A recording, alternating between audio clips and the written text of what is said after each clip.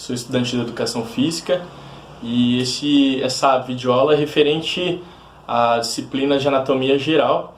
E hoje a gente vai falar um pouquinho sobre o sistema tegumentar. Então a primeira coisa que a gente pensa, que a gente fala sobre o sistema tegumentar é pele. E pele é um órgão. A pele é o maior órgão do corpo humano. Sem dúvida alguma, não tem outro órgão maior que ela e que ele.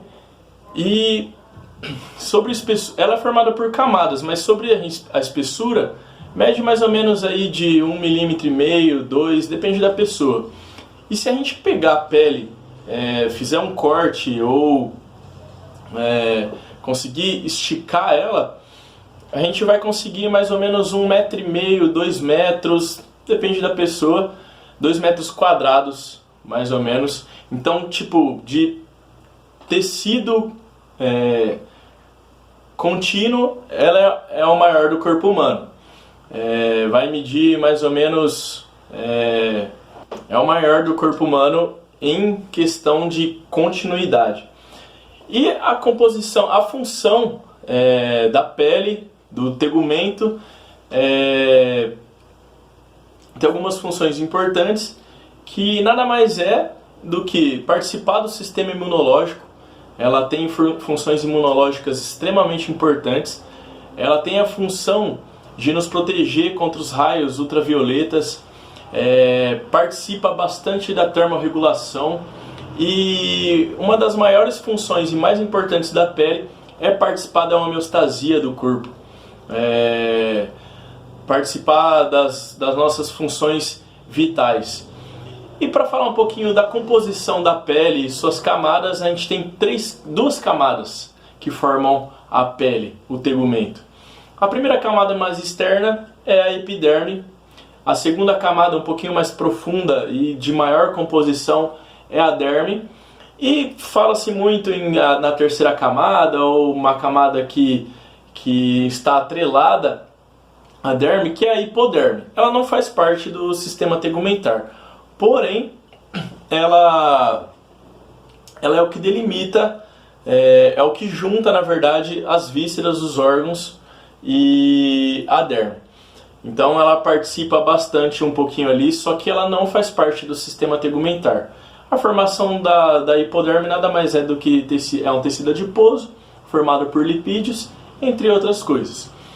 E para a gente falar um pouquinho mais de cada camada, a gente vai começar falando da epiderme. A epiderme é a camada mais exposta, é a primeira camada de fora para dentro, e ela é composta por 4 tipos de células. Bom, antes, o tipo de tecido da epiderme é um tecido epitelial, estratificado, pavimentoso e queratinizado. Pavimentoso porque as células, os queratinócitos, eles vão se formando na primeira camada, que a gente vai falar um pouquinho mais depois, a camada basal. E aí, à medida que eles vão morrendo, eles vão se achatando. Esse achatamento vai formando uma espécie de escamas ou pavimento, por isso que fala que ele é pavimentoso. Estratificado, pela epiderme formar essas camadas de célula, ela é estratificada. E queratinizada, os queratinócitos eles liberam a queratina. Essa queratina ela vai dando força, ela vai dando união entre as células, e essa queratina que deixa a pele durinha e forma uma barreira muito importante de proteção. Então por isso que ela é queratinizada. E falando em queratina, a gente vai começar falando de uma das 4 células do tecido epitelial, da epiderme, que são os queratinócitos. Os queratinócitos são a maior parte da epiderme e mais abundante, é o que forma praticamente a epiderme. E elas são essas células que liberam os queratinócitos, que é muito importante, super importante, para a formação da epiderme. Outras célula de função importantíssima são os melanócitos. Os melanócitos eles são células que também são liberadas na camada basal, que desses melanócitos se sai a melanina tão famosa e tão importante, que a melanina é uma proteína importante para dar coloração para a pele. Essa melanina ela serve de proteção contra os raios UVB. Então, dizem algumas teorias que a maior produção de melaninas nos negros foi por conta da maior exposição no sol. Então, quando você vai tomar aquele bronze, vai tomar aquele solzinho, você fica um pouco mais queimadinho, os melanócitos liberando a melanina para proteção. Então você vai lá tomar para ficar bonito, mas na verdade o corpo está se protegendo. Outra célula importante são as células de Langerhans. Essas células elas estão muito relacionadas com o sistema imunológico. E as células de Merkel são células que estão relacionadas com a parte da sensibilidade da epiderme. Elas recebem inervação e elas estão relacionadas com a derme, porque na derme que tem essas inervações que a gente já vai falar já já. Todas essas células elas fazem parte da camada basal. A camada basal é a primeira camada e mais profunda da epiderme em contato com a derme. E ela é onde acontecem as mitoses, ou seja, as divisões celulares da epiderme. Na epiderme, de todas as camadas, é nessa camada que vai acontecer as divisões, e aí nas próximas camadas, quando vai subindo, principalmente e unicamente os queratinócitos, eles vão morrendo e aí vai se renovando. Essa camada basal é formada por uma única fileira de células que fazem essa mitose, e elas ainda são bonitinhas, são toda formosinha, e aí à medida que elas vão subindo, vão sendo empurradas, elas vão se achatando. Isso só os queratinócitos. Depois da camada basal, existe uma acomodação de mais ou menos 10 fileiras, em média, de células, que é chamada camada espinhosa. É nessa camada que vai sair as projeções dos melanócitos, e aí que vai dar a coloração para a pele. Então, na camada basal está as células, os melanócitos, e aí as projeções deles vão se bifurcando, vão adentrando na camada espinhosa. A camada espinhosa ela leva esse nome porque essas células elas têm projeções que se parecem com espinhos. E é nessa camada também que se encontram as células de Langerhans. Como já dito, são as células de Langerhans muito relacionadas com o sistema imunológico. Para falar um pouquinho das células de Langerhans, antes que eu me esqueça, essas células, a partir do momento que elas identificam algum corpo estranho, elas fagocitam, elas digerem esse corpo estranho, elas se englobam nesse corpo estranho, para tentar esse corpo estranho não tentar causar nenhum dano ali, ou chegar nas vísceras, ou cair algum capilar sanguíneo e cair na corrente sanguínea e causar um problema mais severo. Bom, não sei se eu falei que os queratinócitos eles liberam a queratina. A queratina que ela é importante para dar essa firmeza na pele. E na próxima camada que a gente vai falar um pouquinho dela, é na camada granulosa. Mais ou menos em torno de 4 camadinhas de células ali, está a camada espinhosa. A camada espinhosa é formada por queratinócitos, por grânulos e grânulos de queratina, e essa queratina tem um precursor antes muito importante, e esse precursor chama queratoialina. É um precursor químico da queratina, muito importante para a formação da queratina. Nessa camada, os queratinócitos eles já vão começando a se achatar, e aí eles vão dando esse achatamento, e aí é muito importante para a descamação, para quando chegar lá na última camada se escamar, se desprender e aí acontecer a renovação.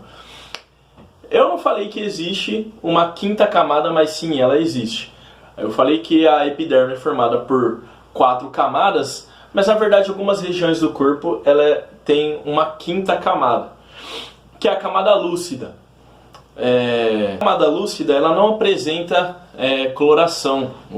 As projeções de melanina elas não chegam direito ali. E nessa camada que começa a ficar mais visível o núcleo de algumas células, membranas celulares.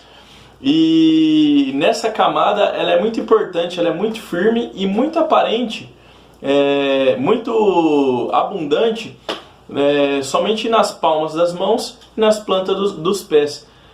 Porque ela existe em regiões que tem mais atrito com o ambiente. Então é onde a gente pega nos objetos, a gente pisa. Então ela é uma camada muito importante, só que ela existe só nessas regiões.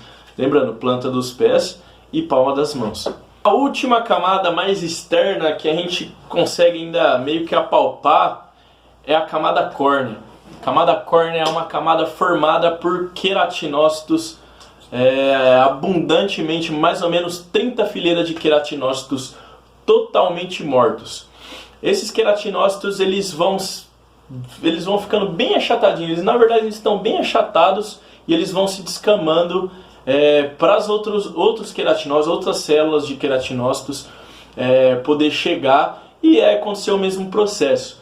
Eles estão lotados de queratina, então onde está bem duro mesmo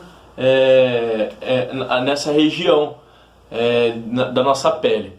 A próxima camada do nosso sistema tegumentar é a derme. A derme ela só é 2 camadinhas, bem tranquilo, ou não. A derme ela é onde se encontram praticamente a maioria das coisas mais importantes, assim dizendo, relacionados aí à termorregulação. Não que a epiderme não seja importante, na verdade ela é muito importante. Só que na derme ela é uma camada muito grande de tecido conjuntivo. Esse tecido conjuntivo é formado por fibras de elasticidade e muita firmeza que dá na derme. Na derme é onde também se encontram nossos órgãos anexos, 2 redes de capilares importantes, que na verdade é ela que vai nutrir as células da epiderme. A epiderme ela é totalmente avascularizada, ou seja, as células da epiderme elas só conseguem ser nutridas por difusão das células dos capilares da derme. Na camada basal da epiderme acontece essa difusão de nutrientes, mas não consegue, por isso que os queratinócitos morrem. Os núcleos eles vão morrendo porque eles vão ficando sem a comida, sem nada. Mas isso não é ruim. Vai formando uma camada importante de proteção. Então na derme a nossa primeira camada é a camada papilar, a camada mais externa, assim dizendo. E a segunda camada, a camada mais profunda da derme é a camada reticular. Então falando um pouquinho da camada papilar. Bom, é nessa camada que se encontram os corpúsculos. Os corpúsculos estão muito relacionados com as sensações táteis, sensações de pressão, também as terminações nervosas. Então sensação tátil, sensação de pressão, sensação térmica, são todos responsáveis pelos corpúsculos e as terminações nervosas. Também tem as redes de capilares que eu já falei. E a camada reticular, ela também é muito importante. A camada reticular é onde se encontra a maioria dos órgãos anexos. Ela é formada também de tecido conjuntivo denso não modelado.